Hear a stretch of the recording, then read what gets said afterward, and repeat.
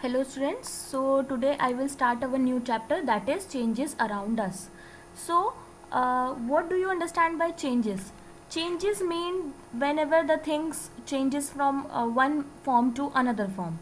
For example, I took many example in my notes. I prepare some notes for you and I will bring it and post in the Google Classroom. So let's discuss. We can bring about a change in a substance by doing one or more following process. हम कुछ processes से changes ला सकते हैं substances में, जैसे कि heating.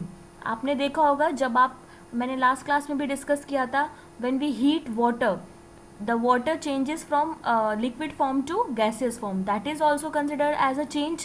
Applying force, whenever for example students, आपके पास balloon है, आप लेफ्ट हैंड साइड से भी अप्लाई कर रहे हैं फोर्स और राइट हैंड साइड से भी फोर्स अप्लाई कर रहे हैं, तो आपने देखा होगा उसकी शेप चेंज हो जाती है.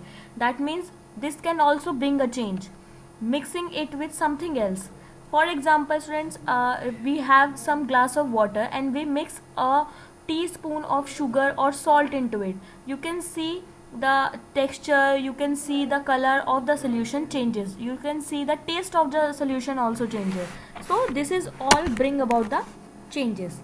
So there are chemical changes and the physical changes. These are, what are chemical changes? These are the changes in which chemical property of a substance change and a new substance is formed. For example, cooking of a food. आपने देखा होगा, आप बाहर से raw material लेकर आते हैं and then you cook at your home, so that brings a chemical change. वो रॉ मटेरियल किस में चेंज हो जाता है? हीटिंग प्रोसेस के बाद वो सॉफ्ट हो जाता है and we can able to eat that. So physical changes क्या होते हैं? There are the changes in which only physical property of the substances changes and no new substances are form.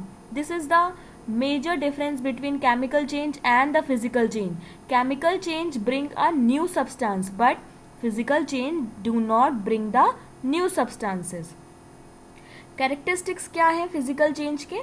No new substances are formed. Products are identical to the reactant.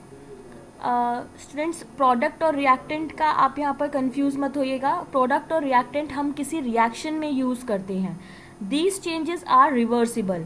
Physical change हम reverse कर सकते हैं. जैसे मैंने बताया अभी कि balloon में आप फोर्स अप्लाई करेंगे, आप जब फोर्स को रिलीज कर देंगे तो बलून वापस से अपनी ओरिजिनल पोजीशन पे आ जाएगा. That means physical change are reversible. But characteristics क्या है केमिकल चेंज के? Properties of a products are different from the properties of reactant.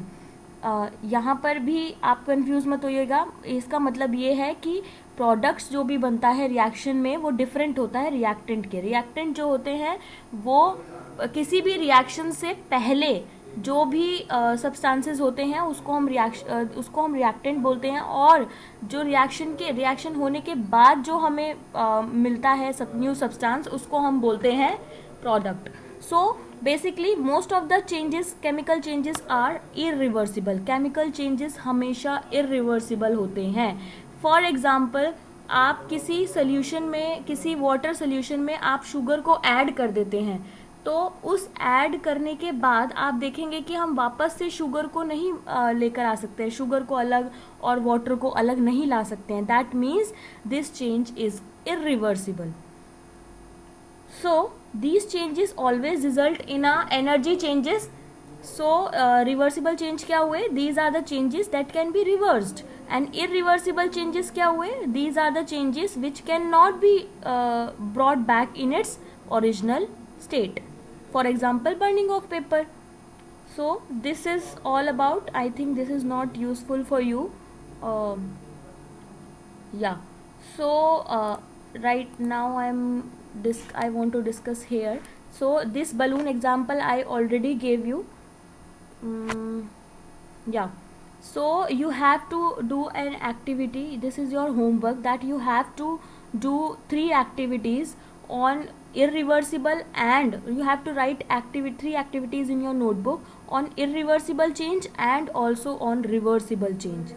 Please do write it. So yeah, here some activity is given. this is also bring about the reversible and irreversible changes. This is all about today. Here the table 6.1, you have to do it at your home, and we will discuss this on WhatsApp, on Google Classroom और in the next classroom also. So change यहाँ पर आपको दिया गया है, आपको यहाँ पर ये बताना है कि ये चेंज रिवर्सिबल है या नहीं है.